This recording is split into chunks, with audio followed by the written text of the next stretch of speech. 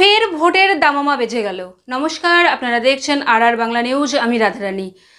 উপনির্বাচনকে ঘিরে রায়গঞ্জের প্রতিটি রাজনৈতিক দলের প্রার্থীরা চরম ব্যস্ততা নমিনেশন ফাইল জমা দেওয়ার জন্য। আজ নমিনেশন ফাইল শেষ দিন ছিলেন। এই শেষ দিনের রায়গঞ্জ বিধানসভার উপনির্বাচনের বিজেপির প্রার্থী মানস ঘোষ নমিনেশন ফাইল জমা দিলেন এবং নমিনেশন ফাইল জমা দিয়ে তিনি জানান, সাংবাদিকদের মুখোমুখি হয়ে তিনি জানান যে রায়গঞ্জের ভোট শান্তভাবেই ভোট হবে, কারণ এবারের রায়গঞ্জের উপনির্বাচনের ভোট হবে কেন্দ্রীয় বাহিনী দিয়ে। প্রচুর পরিমাণে কেন্দ্রীয় বাহিনী মোতায়েন করা হবে এই উপনির্বাচনকে ঘিরে। সমস্ত নেতৃত্ব এবং কর্মী সমর্থকদের নিয়ে, কার্যকর্তাদের নিয়ে মনোনয়নপত্র দাখিল করতে এসেছিলাম। মনোনয়নপত্রের যে কাজগুলো আমাদের বাকি ছিল সেগুলো আজকে আমরা সম্পূর্ণ করেছি। গতকালকেও আপনি মনোনয়ন দিয়েছেন বলছেন।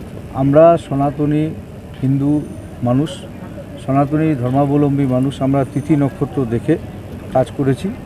গতকাল আমার রাশি অনুযায়ী যখন শুভ সময় ছিল, ঠিক সেই শুভ সময়ে এসেই আমি আমার মনোনয়নপত্র দাখিল করে গেছি। আপনার কি রাশি? আমার তো সিংহ রাশি। দুদিনে কি করছেন? দুদিনে মনোনয়ন দিলেন, মোট কটা মনোনয়ন দিলেন? মনোনয়নপত্র আমরা 2 সেট দিলাম। গতকালকে আমরা দিয়ে গেছিলাম, কিন্তু আনুষঙ্গিক যে কাগজপত্র সেগুলো সব আজকে আমরা সাবমিট। বিজেপির যে অন্তর্দ্বন্দ্ব চলছিল সেটা কোনো প্রভাব পড়বে না? আজকে আপনারা যদি মনোনয়নপত্রে যে আমাদের বর্ণাঢ্য শোভাযাত্রার মাধ্যমে আমরা আসলাম, সেই শোভাযাত্রার দিকে তাকালেই আপনারা বুঝবেন এই জেলায় বিজেপির 2টি স্তম্ভ। আমাদের মাননীয় সাংসদ আছেন কার্তিক পাল মহোদয়, আমাদের জেলার সভাপতি আছেন বাসুদেব সরকার মহাশয়, তার সঙ্গে আমাদের 3 প্রাক্তন সভাপতি জেলার। একজন আমাকে অসুস্থ থাকায় তিনি আসেননি, তার বাড়িতে গিয়ে আমি সকালে আশীর্বাদ নিয়ে এসেছি। শঙ্কর চক্রবর্তী মহাশয় এসেছিলেন এবং তার সাথে নির্মল দাম মহাশয় তিনিও এসেছিলেন। 2 প্রাক্তন জেলা সভাপতি এবং আমাদের রাজ্য নেতৃত্ব অজিত দাস ওবিসি মোর্চার রাজ্য সভাপতি, আরও আমাদের এই জেলার দায়িত্বপ্রাপ্ত অন্যান্য নেতৃত্বরা এসেছিলেন। দীপক বর্মন যিনি দায়িত্বে আছেন এই জায়গায় ইলেকশনের, তিনিও এসেছিলেন। সকল নেতৃত্ব মিলে এই বিধানসভার কনভেনার নিমাই কবিরাজ, 3 মণ্ডল সভাপতি প্রবীর ঘোষ, পার্থ এবং আমাদের জগদীশ দা, সকলে মিলে আমাদের সমস্ত মোর্চা, সমস্ত নেতৃত্ব মিলে স্বতঃস্ফূর্ত আনন্দে আজকে কর্মীরা সকলে মিলে নমিনেশন সাবমিট করতে আমাকে নিয়ে এসেছে। 100% আশাবাদী। এই সিট 1.5 মাস আগেই লোকসভা নির্বাচনে রায়গঞ্জ বিধানসভা আমরা 47,000 ভোটে আমাদের প্রার্থী কার্তিক পালকে এগিয়ে দিয়েছিলাম। রায়গঞ্জের মানুষ এগিয়ে দিয়েছিলেন 2 হাত ভরে আশীর্বাদ করে, এবং রায়গঞ্জের যিনি এমএলএ ছিলেন, এমপি ভোটে দাঁড়িয়েছিলেন তৃণমূলের টিকিটে, তাকে রায়গঞ্জের মানুষ রিজেক্টেড বলে সিল দিয়ে দিয়েছেন এই ভোটে। 3 বছর বিধায়ক হিসেবে কাজ করার পরেও তার নিজের বিধানসভা কেন্দ্রে তিনি 47,000 ভোটে পিছিয়ে পড়েছিলেন। তো এই লজ্জায় ভোটেই দাঁড়ানো উচিত ছিল না।